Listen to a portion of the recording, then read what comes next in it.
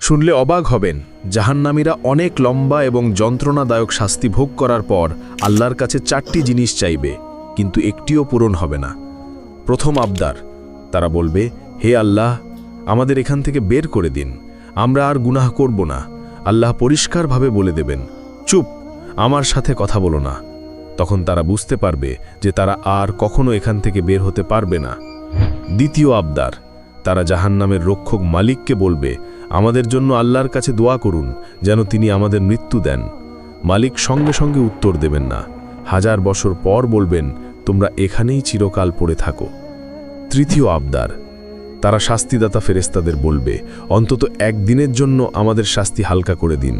ফেরেশতারা বলবেন, তোমাদের কাছে কি স্পষ্ট পথ নির্দেশ নিয়ে রাসূলেরা আসেননি? তারা বলবে, হ্যাঁ। ফেরেশতারা তখন বলবেন, তাহলে এখন নিজেরাই প্রার্থনা করো। চতুর্থ আবদার, তারা জান্নাতীদের ডেকে বলবে, ভাই একটু পানি দাও অথবা জান্নাতের কিছু খাবার দাও।